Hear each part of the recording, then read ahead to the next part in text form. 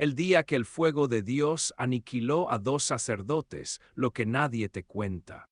¿Qué harías si tu hijo cometiera un error en la iglesia y Dios lo quemara vivo frente a tus ojos?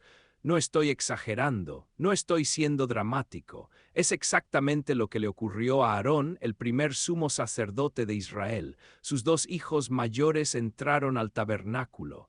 Hicieron algo que la Biblia describe con solo dos palabras: fuego extraño. Levítico 10:1. Y en cuestión de segundos, un fuego sobrenatural salió de la presencia de Dios y los consumió. Cayeron muertos frente a su padre, frente a todo el pueblo, antes de que alguien pudiera hacer algo, y lo que Dios le dijo a Aarón inmediatamente después de matarlos es quizá la parte más perturbadora de toda esta historia. Pero hoy no nos vamos a quedar en la superficie. La mayoría de las personas leen este pasaje y piensan que Nadab y Abiú simplemente cometieron un error técnico, que usaron el fuego equivocado y Dios fue desproporcionadamente severo, caso cerrado. Pero cuando analizamos el texto hebreo, cuando observamos lo que hicieron exactamente 24 horas antes, y cuando descubrimos lo que Dios prohibió justo después de que sus cuerpos carbonizados fueran sacados del campamento, descubres que lo que realmente ocurrió ese día fue mucho más oscuro, más arrogante y más peligroso de lo que jamás imaginaste. Esta es la anatomía de una tragedia divina, y la advertencia que esconde está hablando directamente a tu vida hoy. Para comprender por qué el fuego cayó para destruir, primero tenemos que retroceder exactamente 24 horas, porque lo que ocurrió el día anterior cambia por completo el significado de lo que hicieron estos dos hermanos. Levítico, capítulo 8. Es uno de los días más importantes en toda la historia de Israel. Después de meses de trabajo agotador, de fundir oro, de tejer lino fino, de tallar madera de acacia, el tabernáculo estaba por fin terminado. Dios le había dado a Moisés instrucciones milimétricas sobre cómo consagrar a Aarón y a sus 4 hijos como sacerdotes. No había margen para la improvisación. Cada paso tenía un orden. Cada elemento tenía un peso eterno. La Biblia detalla cómo Moisés lavó a Aarón con agua, le colocó la túnica, lo ciñó con el cinto, le puso el efod y colocó sobre su pecho el pectoral con las 12 piedras preciosas que representaban a las tribus de Israel, y sobre su cabeza el turbante con una lámina de oro puro que llevaba grabada una advertencia constante: santidad a Jehová. Levítico 8, del versículo 6 al 9, describe este proceso como una ceremonia de precisión absoluta. Luego Moisés tomó el aceite de la unción, ungió el tabernáculo y todo lo que había en él, ungió el altar 7 veces, y finalmente derramó ese aceite sagrado sobre la cabeza de Aarón para consagrarlo. Era el turno de sus hijos. Nadab, Abiú, Eleazar e Itamar fueron vestidos con sus túnicas sacerdotales. Todo se hizo exactamente como Dios había ordenado, y aquí hay un detalle crucial que no puedes pasar por alto. Levítico 8:36 dice literalmente: y Aarón y sus hijos hicieron todas las cosas que mandó Jehová por medio de Moisés. Todas, no algunas, no la mayoría, absolutamente todas. Ese día la obediencia fue perfecta. La consagración no fue un evento rápido. Incluyó el sacrificio de un becerro para la expiación, un carnero para el holocausto y un segundo carnero de consagración. Moisés tomó la sangre de ese carnero y la aplicó en lugares muy específicos del cuerpo de Aarón y de sus hijos, en el lóbulo de la oreja derecha, para que escucharan únicamente la voz de Dios, en el pulgar de la mano derecha, para que sus acciones fueran santas, y en el pulgar del pie derecho, para que su caminar estuviera alineado con los mandamientos del Señor. Cada gota de sangre era un recordatorio de que sus vidas ya no les pertenecían. Y entonces Moisés les dio una instrucción final registrada en Levítico 8:35. Les ordenó que debían quedarse a la entrada del tabernáculo de reunión de día y de noche durante 7 días. Pero escucha bien las palabras exactas que usó: guardaréis la ordenanza delante de Jehová para que no muráis. ¿Lo escuchaste? Para que no muráis. Moisés fue explícito. Les advirtió frente a frente que desobedecer las instrucciones de Dios en relación con el tabernáculo tenía una consecuencia inmediata, la muerte. Nadab y Abiú escucharon esa advertencia con sus propios oídos, estuvieron allí, participaron en toda la ceremonia, vieron a Moisés seguir el protocolo al pie de la letra. Entendieron perfectamente que acercarse al Dios Santo requería obediencia absoluta, y esto es vital, porque destruye por completo el mito de que lo que hicieron al día siguiente fue un simple error inocente. No lo fue, conocían las reglas, habían visto cómo se aplicaban durante 7 días consecutivos, pero entonces llegó el 8º día.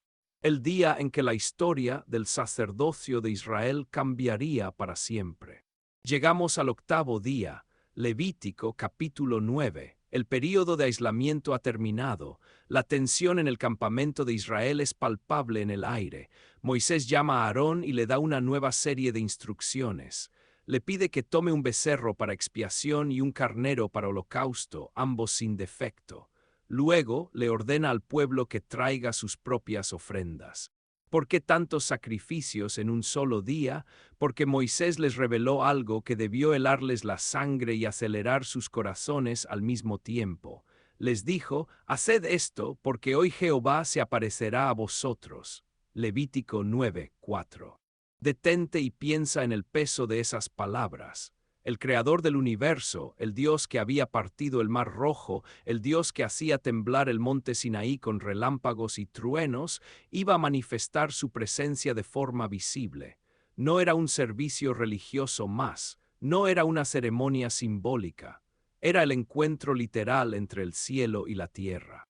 Aarón, sintiendo probablemente el peso aplastante de la responsabilidad, hizo todo exactamente como Moisés lo ordenó. Ofreció el becerro por su propio pecado, degolló la ofrenda, con sus dedos manchados de sangre, la aplicó sobre los cuernos del altar de bronce, quemó la grasa, los riñones y obedeció cada minúsculo detalle del protocolo divino.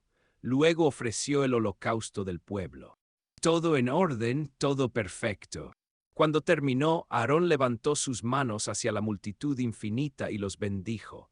Moisés y Aarón entraron juntos al tabernáculo de reunión, y al salir bendijeron nuevamente a la congregación, y entonces ocurrió lo que Israel nunca había visto. Levítico 9, versículos 23 y 24, registra uno de los momentos más espectaculares y sobrecogedores de toda la historia bíblica. Y la gloria de Jehová se apareció a todo el pueblo. Y salió fuego de delante de Jehová, y consumió el holocausto con las grosuras sobre el altar. Fuego divino, un fuego que no fue encendido por manos humanas, no fue un relámpago natural, no fue una combustión espontánea, era fuego sobrenatural que descendió directamente de la presencia de Dios como un relámpago de gloria.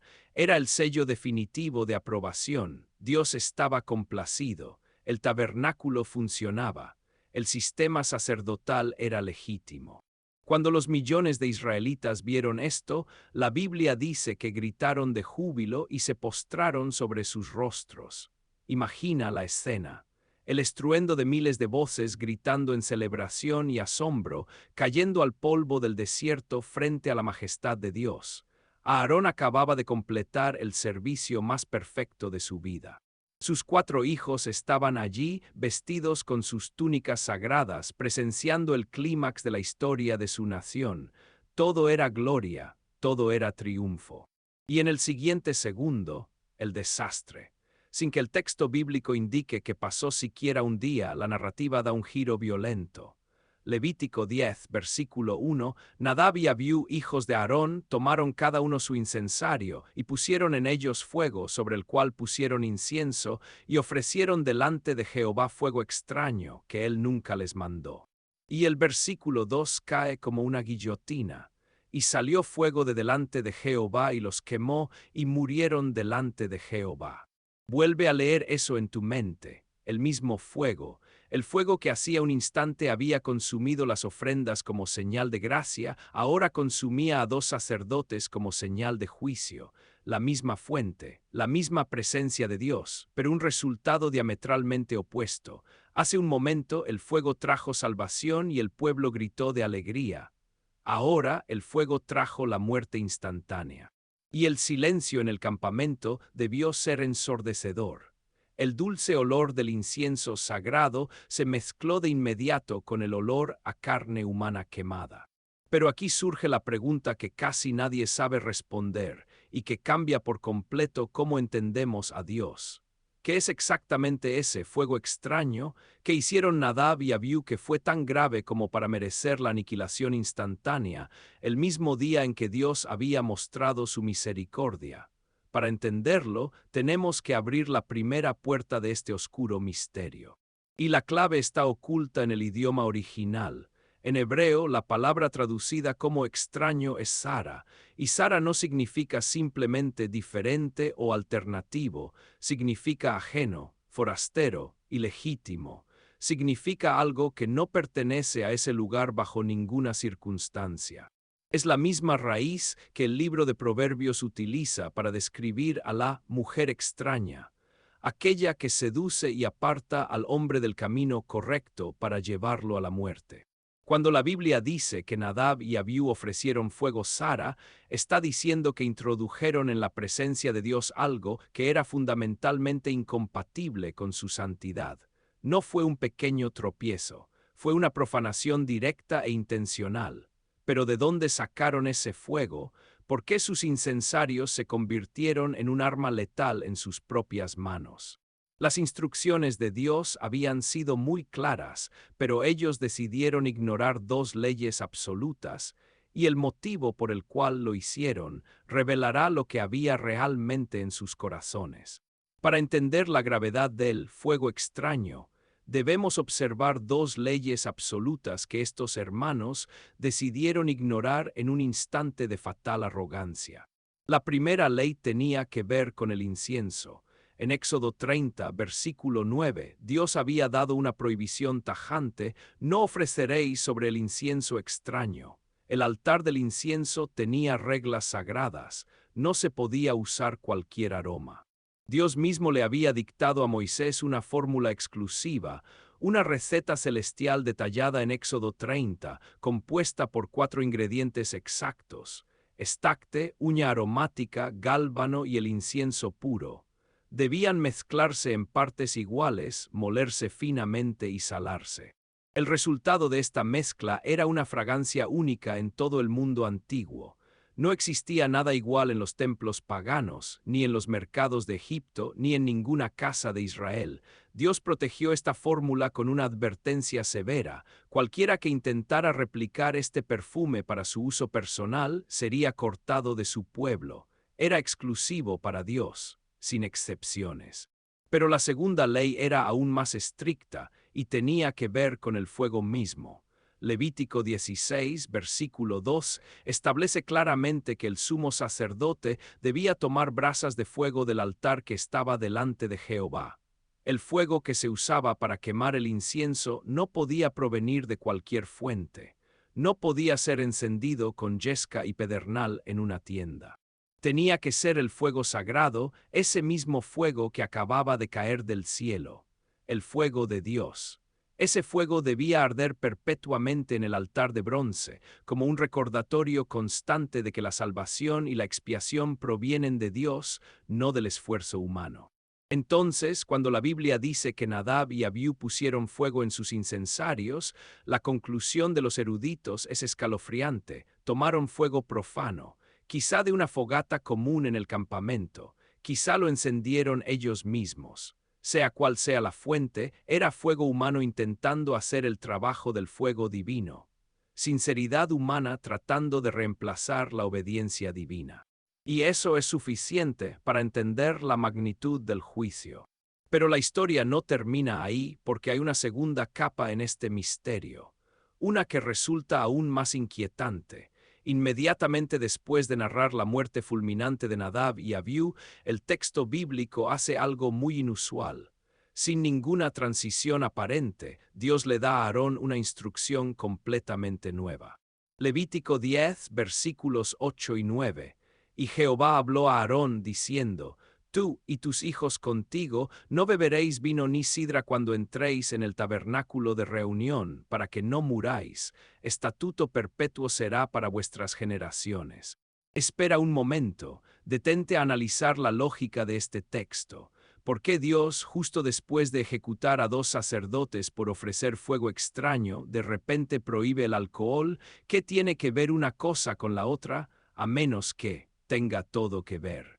A lo largo de los siglos, tanto rabinos como teólogos han señalado que esta prohibición, colocada exactamente en este momento de luto y tragedia, no es una coincidencia, es una pista. El texto hebreo está sugiriendo entre líneas el estado real en el que se encontraban Nadab y Abiú. Piénsalo bien, acababan de presenciar el momento más glorioso en la historia de su nación. El fuego del cielo cayó. La gloria de Dios se manifestó. Todo Israel estaba celebrando en un éxtasis espiritual. Era un banquete de paz, y en las celebraciones del antiguo Medio Oriente el vino fluía en abundancia. Si Nadab y Abiú habían bebido de más, si estaban bajo los efectos del alcohol, todas las piezas del rompecabezas encajan de forma aterradora. Eso explicaría por qué actuaron impulsivamente, olvidando los protocolos que habían practicado durante 7 días. Explicaría por qué no tuvieron el discernimiento para distinguir entre el fuego sagrado y el fuego profano. Explicaría por qué perdieron el temor reverente al entrar al lugar santo sin autorización. Y sobre todo, explicaría por qué Dios legisló inmediatamente después prohibiendo el vino para los sacerdotes en servicio. Dios no crea leyes para problemas que no existen. Si prohibió el alcohol justo después de esta tragedia, fue porque el alcohol fue el detonante de la tragedia. Pero para ser completamente honestos con el texto bíblico, debemos aclarar algo. La Biblia no dice explícitamente, estaban ebrios. Sin embargo, la colocación de esta ley es uno de esos silencios elocuentes de las Escrituras. Pero estuvieran bajo los efectos del vino o no, el tercer error que cometieron esa tarde sella definitivamente su destino. Y es un error que revela el lado más oscuro del corazón humano, la ambición desmedida. Llegamos a la tercera capa de este misterio, y esta es la que realmente cambia todo. Hay un detalle en el texto que la mayoría de las personas pasa por alto cuando lee esta historia. Se trata de la cuestión de la autoridad y el orden. Nadab y Abiú no solo usaron el fuego equivocado, tampoco fue solo una posible falta de sobriedad.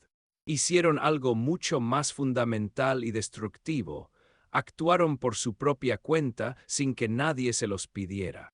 El versículo dice que ofrecieron fuego extraño que él nunca les mandó. Esas últimas palabras son la llave maestra de toda la tragedia. En el hebreo original, hacerlo tesiva otam, que no les fue ordenado. En el sistema sacerdotal que Dios acababa de establecer, nada, absolutamente nada, se hacía por iniciativa personal. Cada acción, cada sacrificio, cada movimiento dentro de ese espacio sagrado tenía que ser autorizado. El sacerdote no improvisaba, no innovaba, no decidía por su cuenta cuándo, cómo o qué ofrecer. Su único trabajo era obedecer. Pero Nadab y Abiú rompieron ese principio. Decidieron por sí mismos que iban a ofrecer incienso. Moisés no les dio esa instrucción, Dios no les comunicó esa orden, simplemente decidieron hacerlo. Y hay una frase en el texto que es reveladora: tomaron cada uno su incensario, cada uno, los dos al mismo tiempo, los dos actuando de manera coordinada. Esto nos dice que no fue un error individual. No fue un tropiezo impulsivo de uno solo. Fue una decisión compartida entre dos hombres para usurpar un lugar que no les correspondía en ese momento. El Talmud judío, en sus antiguos tratados, sugiere que Nadab y Abiú actuaron motivados por una profunda arrogancia. Habían visto la gloria de Dios descender, habían visto el fuego divino, y en lugar de sentir temor reverente, sintieron ambición, querían ser los protagonistas. Querían participar directamente en ese espectáculo sobrenatural y llevarse parte del crédito frente al pueblo.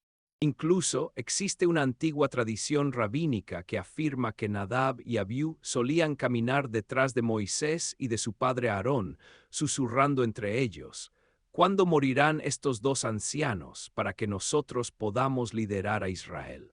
Aunque esta tradición no forma parte del texto bíblico, refleja perfectamente la interpretación histórica del pueblo hebreo. El problema de estos hermanos no fue un error técnico, fue una infección en el corazón, un exceso de ego. Se creían con más autoridad de la que tenían. Y si crees que esto es solo una suposición, la propia Biblia tiene la prueba definitiva. Porque esta no era la primera vez que Nadab y Abiú le faltaban el respeto a la santidad de Dios. Tenemos que retroceder un poco más al libro de Éxodo, capítulo 24. Cuando Dios llamó a Moisés para subir al monte Sinaí a recibir la ley, le permitió llevar con él a Aarón, a 70 ancianos de Israel, y adivina a quién más, a Nadab y Abiú. El versículo 10 describe una escena majestuosa. Dice que subieron y vieron al Dios de Israel. Debajo de sus pies había un pavimento de zafiro, tan claro como el cielo mismo. Estaban contemplando la manifestación más sublime y pura de la divinidad que un ser humano podía presenciar. Pero mira cuál fue la reacción de estos hombres. El versículo 11 dice, y vieron a Dios y comieron y bebieron. Acababan de ver el trono del Creador del universo, y su reacción fue sentarse a comer y beber, como si estuvieran en un banquete casual, como si estuvieran de picnic. Muchos teólogos ven en este asombroso detalle la semilla de la irreverencia que ya habitaba en Nadab y Abiú. Les faltaba el temor de Dios. Pero hay un detalle más en ese mismo versículo de Éxodo 24 que te dejará sin aliento. El texto añade una aclaración extraña, mas no extendió Dios su mano contra los príncipes de los hijos de Israel. ¿Por qué la Biblia aclara que Dios no extendió su mano para matarlos en ese momento? ¿Por qué mencionar eso a menos que hubiera una razón para hacerlo? A menos que incluso en el monte Sinaí, la actitud relajada y prepotente de estos hombres ya mereciera un juicio fulminante. Dios, en su infinita misericordia, lo dejó pasar en el Sinaí, les dio una oportunidad, les permitió ver su gloria y seguir viviendo, pero ellos no aprendieron la lección. No desarrollaron la reverencia que esa experiencia debió haber producido en sus almas. Y cuando la gloria de Dios se manifestó nuevamente, esta vez en el tabernáculo, repitieron exactamente el mismo patrón. Se acercaron sin respeto, actuaron por su cuenta, pero esta vez Dios no lo dejó pasar. El tiempo de la gracia para ellos se había agotado. Lo que sucedió inmediatamente después de que sus cuerpos cayeron sin vida nos lleva a la cuarta capa de esta historia. Es el momento más desgarrador para un padre y revela un lado de Dios que la iglesia moderna ha intentado esconder. Porque la reacción de Aarón ante el cadáver de sus propios hijos te dejará sin palabras. Llegamos a la cuarta capa de este relato, y es, sin duda, la más difícil de procesar emocionalmente. Después de que el fuego divino aniquilara a Nadab y Abiú, el campamento entero debió quedar sumido en un silencio de terror. El humo aún se elevaba frente a la entrada del tabernáculo. Los cuerpos sin vida de los dos sacerdotes yacían en la arena del desierto, y allí estaba Aarón. Un padre viendo el final abrupto y terrible de sus dos hijos mayores. Moisés, su hermano, se acercó a él, y en lugar de abrazarlo, en lugar de darle una palabra de consuelo humano, le dijo algo que define toda la teología de este pasaje.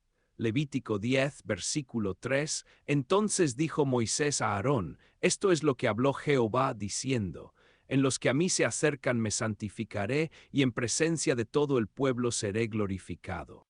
Y la Biblia registra la respuesta de Aarón con una de las frases más desgarradoras de todas las Escrituras, y Aarón cayó. Solo 3 palabras, pero en el hebreo original la expresión es Vayidom Aharon, y esa palabra Yidom no significa simplemente que cerró la boca o que decidió no hablar, significa que quedó completamente paralizado, significa que su alma se congeló. Imagina la escena. Aarón está de pie frente al santuario. El olor a humo llena el lugar. Miles de israelitas lo observan en estado de shock. Y Moisés le acaba de explicar por qué Dios tuvo toda la razón al ejecutar a sus hijos. Y Aarón cayó, no protestó, no gritó al cielo, no maldijo, no se rebeló contra el Creador, guardó silencio.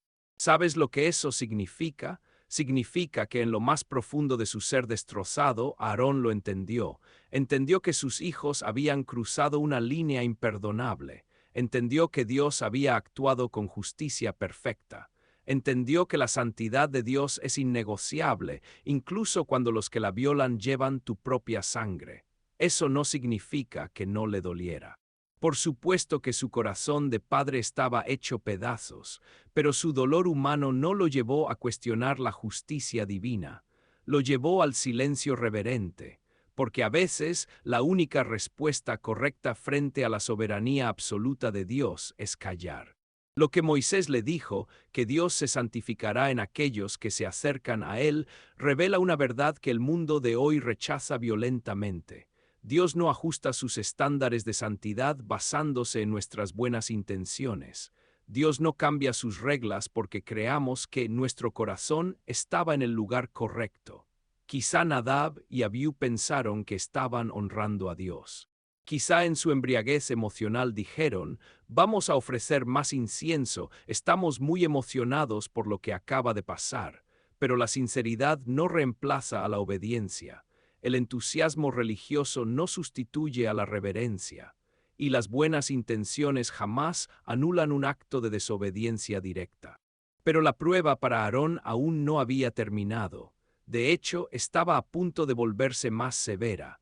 Moisés llamó a Misael y a Elzafán, primos de Aarón, y les ordenó que sacaran los cuerpos de sus sobrinos fuera del campamento. Y aquí hay un detalle asombroso en el versículo 5. Dice que los sacaron con sus túnicas, las túnicas sacerdotales.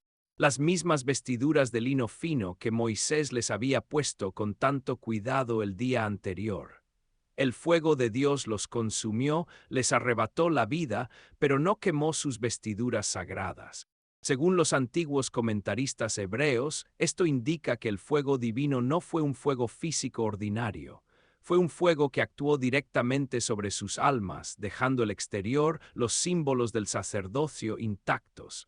El llamado que Dios les había hecho era real, las vestiduras eran santas. Lo que falló no fue el ministerio, sino los hombres que decidieron profanarlo. Y mientras los cuerpos eran arrastrados lejos del tabernáculo, Moisés le dio a Aarón y a sus dos hijos sobrevivientes, Eleazar e Itamar, una instrucción devastadora. Versículo 6. No descubráis vuestras cabezas, ni rasguéis vuestros vestidos en señal de duelo, para que no muráis, y para que la ira de Dios no venga sobre toda la congregación. Dios les prohibió hacer luto. En la cultura hebrea, rasgarse las vestiduras, descubrirse la cabeza y llorar a gritos era el derecho sagrado de cualquier familia ante la muerte de un ser querido. Era la forma natural de procesar el trauma, pero Dios les dijo, ustedes no pueden llorar. ¿Por qué? Porque si Aarón y sus hijos sobrevivientes hacían luto público por dos hombres que Dios acababa de juzgar, estarían enviando un mensaje peligroso al pueblo. Estarían sugiriendo que Dios había sido injusto o cruel. Estarían cuestionando el veredicto del juez supremo. Moisés les aclaró que el resto de los israelitas, el pueblo, sí podía llorar por la tragedia, pero los sacerdotes no. Aarón tuvo que permanecer allí de pie, con la espalda recta, sin derramar una sola lágrima visible, sin rasgar su ropa, mientras veía cómo se llevaban a sus hijos para siempre. Tenían que quedarse en su puesto, cuidando la puerta del tabernáculo, porque, como les dijo Moisés, el aceite de la unción de Jehová está sobre vosotros. El aceite de la unción estaba por encima de su dolor personal. El llamado estaba por encima de su derecho a llorar. La reverencia a Dios era más grande que cualquier tragedia humana. Si sientes que este mensaje está revelando verdades que la iglesia necesita volver a escuchar, deja un me gusta en este video ahora mismo. No es por vanidad, es porque cada me gusta le avisa al algoritmo que esta historia es vital y ayuda a que el mensaje llegue a alguien que hoy está jugando con la santidad de Dios sin darse cuenta. Pero esta tragedia no solo le costó la vida a Nadab y a Abiú, les costó algo mucho más profundo, algo que borraría sus nombres del futuro de Israel para siempre. Pero esta tragedia no solo le costó la vida a Nadab y a Abiú, Les costó algo mucho más profundo, algo que borraría sus nombres del futuro de Israel para siempre. Quiero que veamos la dimensión completa de lo que Aarón perdió ese día, porque no solo perdió a 2 hijos, perdió 2 líneas genealógicas enteras. El libro de Números, capítulo 3, versículo 4, añade un detalle que pasa desapercibido, pero que es desolador. Mas Nadab y Abiú murieron delante de Jehová cuando ofrecieron fuego extraño delante de Jehová en el desierto de Sinaí, y no tuvieron hijos, y no tuvieron hijos. Esas 4 palabras son devastadoras cuando entiendes lo que significaban en la antigua cultura hebrea. En Israel, tu nombre, tu memoria y tu legado sobrevivían únicamente a través de tus hijos. Tu herencia, tu porción de tierra, tu identidad tribal, todo se transmitía de generación en generación. No tener hijos significaba que tu nombre desaparecía de la faz de la tierra. Tu línea se extinguía para siempre. Nadab y Abiú no solo murieron. Fueron borrados del registro histórico y sacerdotal de Israel. Si hubieran tenido hijos antes de cometer este acto de rebelión, al menos su nombre habría continuado, pero murieron sin descendencia. Su rama en el árbol del sacerdocio fue cortada desde la raíz, quemada y reducida a cenizas. Y el primer libro de Crónicas, capítulo 24, confirma este final amargo cuando describe la organización de los sacerdotes en los tiempos del rey David, siglos después. El texto dice claramente que como Nadab y Abiú murieron antes que su padre y no tuvieron hijos, todo el sacerdocio de Israel tuvo que organizarse exclusivamente a través de las líneas de los 2 hermanos que sobrevivieron, Eleazar e Itamar. Nadab y Abiú desaparecieron por completo. Nunca existieron familias sacerdotales con sus nombres. Esto encierra un principio espiritual aterrador. El pecado de Nadab y Abiú no los afectó solamente a ellos. Afectó a generaciones enteras que nunca llegaron a nacer, hijos que nunca tuvieron, nietos que jamás existieron, familias sacerdotales que nunca se formaron. Una sola decisión, un solo momento de prepotencia espiritual, un solo acto de desobediencia, cortó una línea generacional para siempre. Y eso debería hacernos reflexionar profundamente, porque vivimos bajo la ilusión de que nuestras decisiones solo nos afectan a nosotros mismos. Creemos que si fallamos a Dios, somos los únicos que pagaremos el precio. Pero lo que hacemos hoy tiene consecuencias que se extienden mucho más allá de lo que nuestros ojos pueden ver. La desobediencia de un padre puede marcar el destino espiritual de sus hijos. La irreverencia de una generación puede costarle a la siguiente generación sus mayores oportunidades en Dios. Y si crees que el caso de Nadab y Abiú fue un evento aislado, una extraña anomalía en el Antiguo Testamento, necesitas saber que no fue así. La Biblia registra otros casos donde acercarse a Dios con irreverencia tuvo consecuencias letales. En segundo libro de Samuel, capítulo 6, se relata la historia de Usa. El rey David había decidido traer el arca del pacto de regreso a Jerusalén. Era un momento de fiesta nacional. Había música, danzas y una alegría desbordante en todo Israel, pero cometieron un error fatal. Pusieron el arca, el objeto más sagrado de toda la tierra, sobre un carro nuevo tirado por bueyes. Dios había ordenado en el libro de Números que el arca debía ser transportada exclusivamente sobre los hombros de los levitas, usando unas varas de madera para que manos humanas no tocaran lo santo. Cuando los bueyes tropezaron, el arca estuvo a punto de caer al suelo. Usa, en un acto reflejo, extendió su mano para sostenerla. Su intención era buena. Quería proteger el símbolo de la presencia de Dios, pero el texto dice que Dios lo fulminó allí mismo. Usa cayó muerto junto al arca del pacto. Un hombre perdió la vida por tocar un objeto sagrado con buenas intenciones, pero sin seguir el protocolo que Dios había establecido. Es la misma lección. La misma cruda realidad. La sinceridad jamás reemplaza a la obediencia. Y en el libro de Números, capítulo 16, vemos la rebelión de Coré. 250 líderes de Israel se presentaron ante Moisés con incensarios, ofreciendo incienso por su propia cuenta, afirmando que todos en Israel eran santos y que Moisés y Aarón no tenían derecho a gobernar sobre ellos. El resultado fue exactamente el mismo. Fuego salió de la presencia de Jehová y consumió a los 250 hombres, incienso no autorizado, fuego divino, muerte instantánea. El juicio sobre Nadab y Abiú no fue un accidente. Fue el establecimiento de un principio absoluto que Dios aplicaría de manera constante. Pero ahora necesito mostrarte algo que la gran mayoría de los predicadores omiten cuando hablan de este tema. Algo que revela qué era exactamente lo que estaba en juego ese día y por qué Dios tuvo que reaccionar con esa severidad implacable para salvar a toda la nación.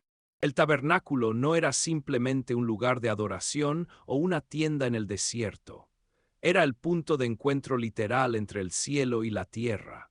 Era el espacio físico donde la presencia infinita, abrumadora y pura de Dios era comprimida en un espacio finito para habitar en medio de seres humanos imperfectos. Y para que esa convivencia fuera remotamente posible, se necesitaba un sistema meticulosamente diseñado para proteger tanto la santidad de Dios como la vida del pueblo. Piénsalo de esta manera. El problema fundamental de la relación entre Dios e Israel no era que Dios no quisiera estar con su pueblo. Al contrario, Dios deseaba desesperadamente habitar entre ellos.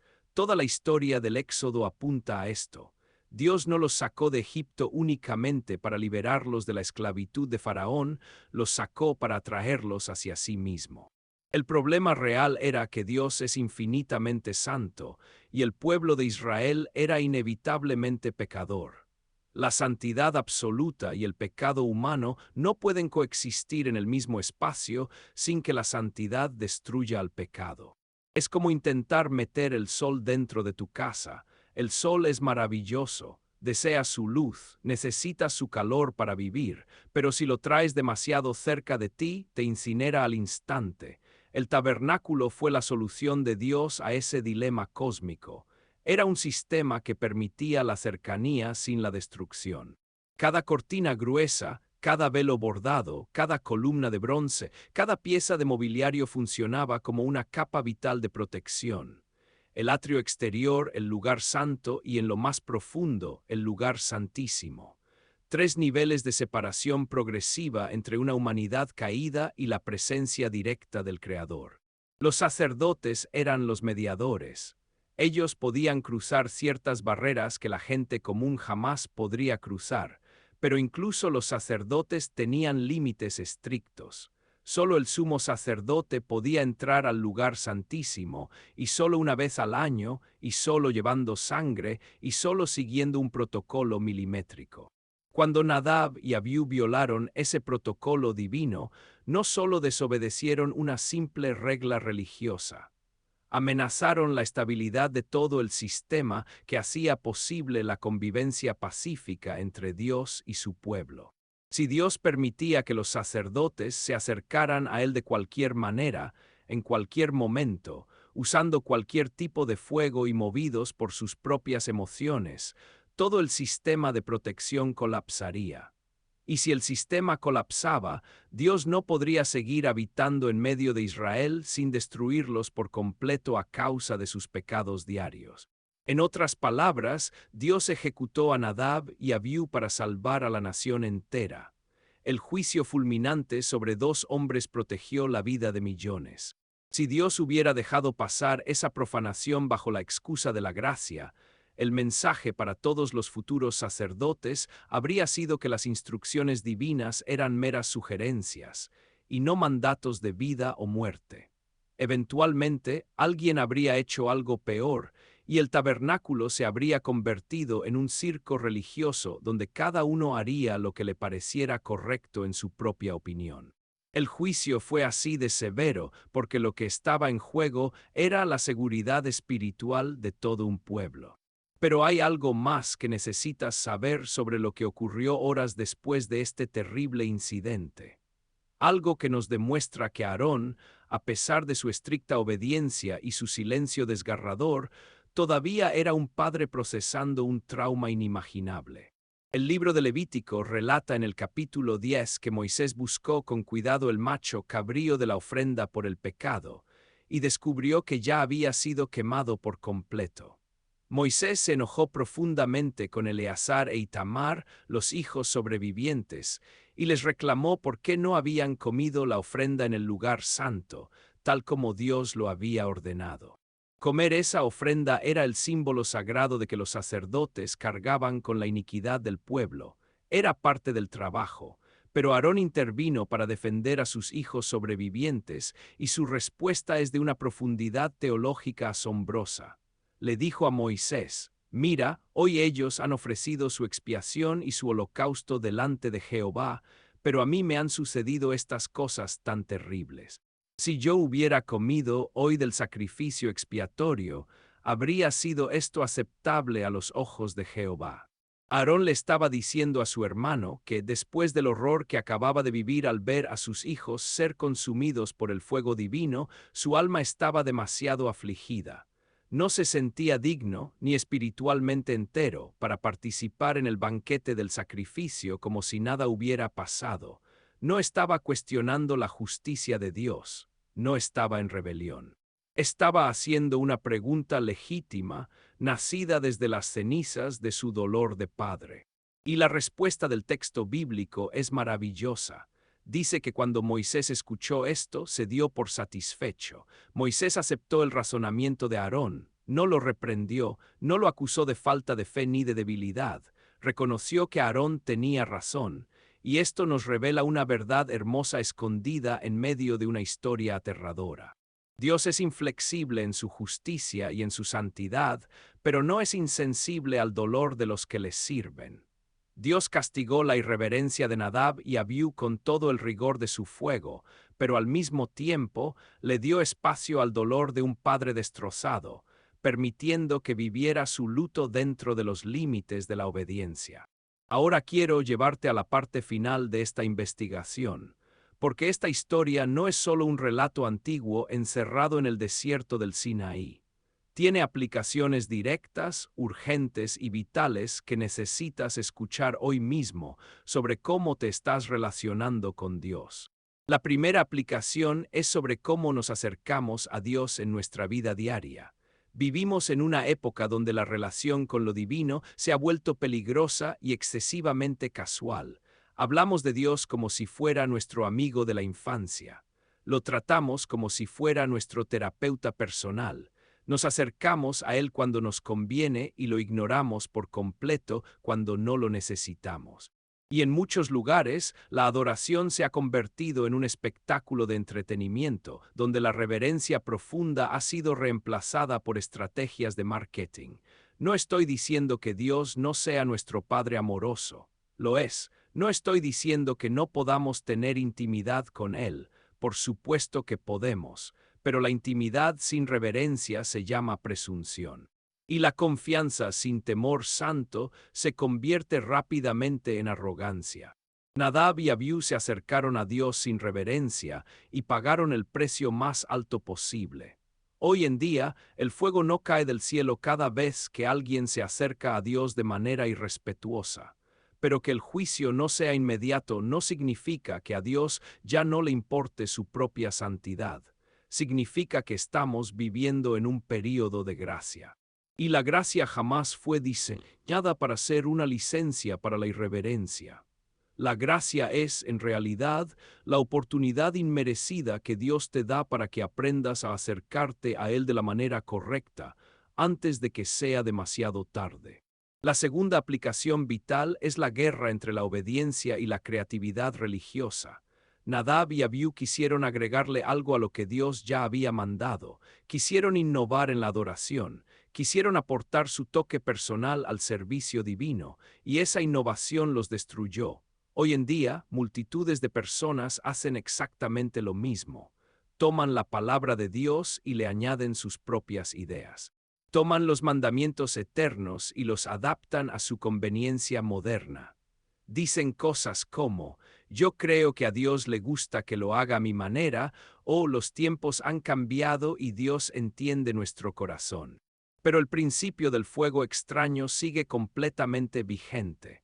Dios no acepta la adoración diseñada por nosotros. Dios solo acepta la adoración diseñada por Él. Jesucristo mismo lo dijo en el Evangelio de Juan, capítulo 4, Dios es espíritu, y los que le adoran en espíritu y en verdad es necesario que adoren. No dijo en creatividad y emoción, no dijo en innovación y entretenimiento. Dijo en espíritu y en verdad. Y nota que Jesús no dijo en espíritu o en verdad. Exigió ambas cosas operando al mismo tiempo. Puedes tener muchísimo espíritu, mucha emoción y cero verdad, y eso se llama emocionalismo vacío. Puedes tener muchísima verdad, mucho conocimiento teológico y cero espíritu, y eso se llama religión muerta. Dios requiere que el fuego correcto arda dentro del protocolo correcto. La pasión del corazón debe estar perfectamente alineada con lo que Dios ha dejado escrito. Nadab y Abiú probablemente tenían mucho espíritu esa tarde. Estaban emocionados, sus corazones latían a toda velocidad después de ver la gloria de Jehová, pero no tenían verdad, no estaban siguiendo lo que Dios había mandado. Y el espíritu sin la verdad es exactamente eso, fuego extraño. La tercera aplicación es sobre las consecuencias generacionales de nuestros actos. Ya vimos que Nadab y Abiú murieron sin dejar hijos. Su línea fue cortada del libro de la vida del sacerdocio. Esa es una imagen poderosa y gráfica de lo que la desobediencia hace en nuestras propias vidas.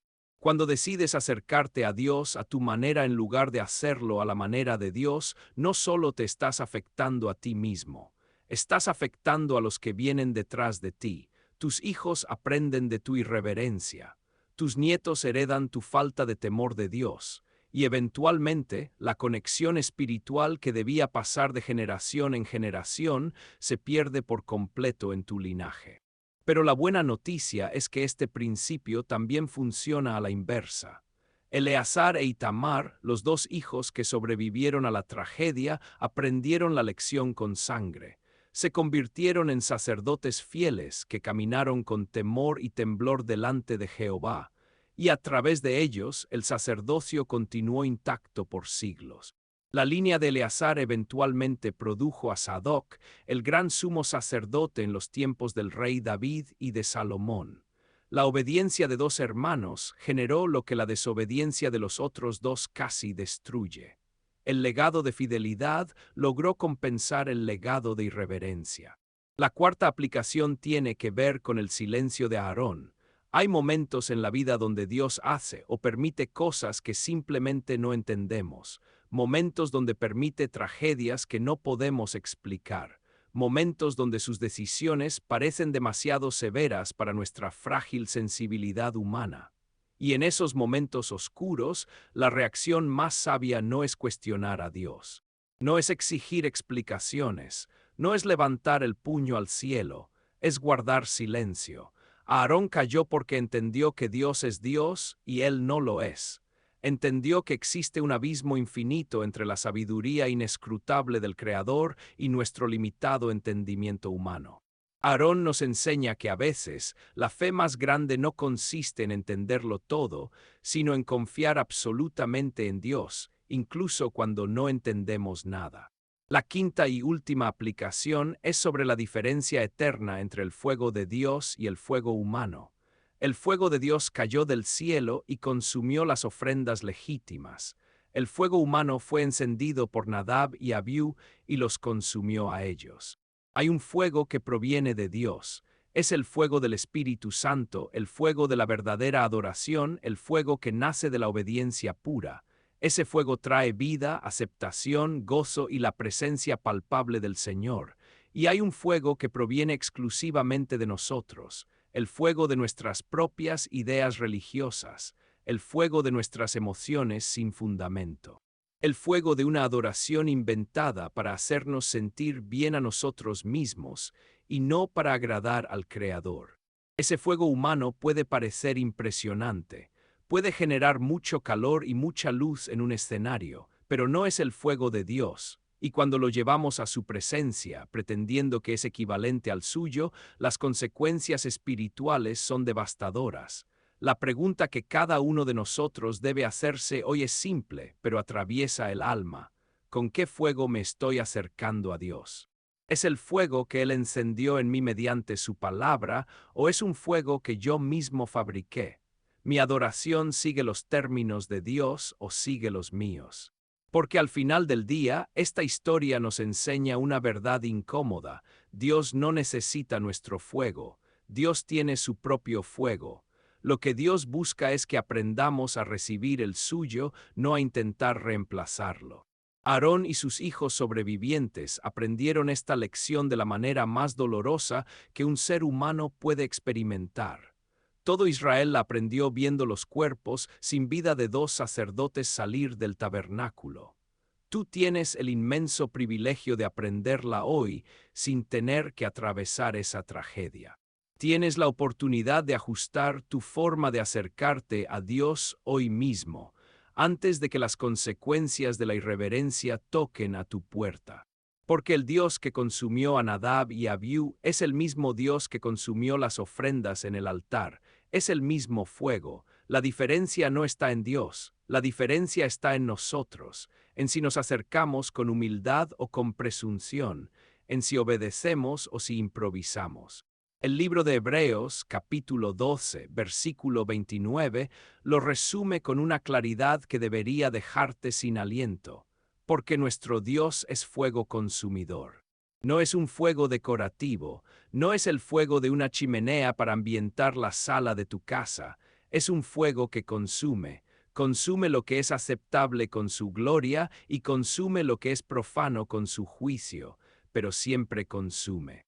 Y esa naturaleza divina no cambió con el Nuevo Testamento. Dios no se jubiló, no se volvió más tolerante con el pecado, no rebajó sus estándares de santidad. Lo que cambió es que ahora tenemos un mediador perfecto, Jesucristo. Él nos permite acercarnos confiadamente al trono de la gracia, porque su sacrificio cubre nuestra imperfección. La diferencia entre nosotros y Nadab y Abiú no es que Dios sea menos santo hoy, es que Cristo hizo por nosotros lo que ningún incensario humano podía hacer. Él es el fuego correcto, Él es el incienso perfecto. Él es el sumo sacerdote que entró al lugar santísimo, no con fuego extraño, sino con su propia sangre. Pero esa gracia infinita no nos da una licencia para la irreverencia. Nos da un motivo para una reverencia aún mayor. Porque si Dios juzgó con la muerte a quienes se acercaron incorrectamente bajo el antiguo pacto, con cuánto más temor santo deberíamos acercarnos nosotros, sabiendo que el precio de nuestro acceso a su presencia fue la vida del propio Hijo de Dios. La próxima vez que te acerques a Dios, ya sea en tu iglesia o en la intimidad de tu habitación, recuerda a Nadab y Abiú, no para tenerle terror a Dios, sino para tenerle el respeto correcto. Ese respeto que te hace decir, no haré lo que yo quiero, haré lo que tú has mandado. Ese respeto que entiende que acercarse al Dios vivo es el privilegio más sagrado, más peligroso y más hermoso de todo el universo. Si esta historia ha despertado en ti el deseo profundo de buscar a Dios con un corazón reverente y verdadero, quiero invitarte a dar el siguiente paso hoy mismo. Hemos preparado un devocional especial, diseñado paso a paso para ayudarte a fortalecer tu fe y alinear tu vida diaria con la voluntad de Dios. Encontrarás el enlace directo en el primer comentario fijado de este video. Ve allí ahora mismo y comienza a transformar tu relación con Él. Y si este mensaje ha tocado tu corazón y cambiado tu perspectiva, suscríbete ahora a nuestro canal. Seguiremos descubriendo juntos aquellas historias que fortalecen la fe y que el mundo necesita escuchar. Que el Señor te bendiga, guarde tu caminar y que el fuego que arda en tu corazón sea siempre el fuego de su espíritu. Hasta el próximo video.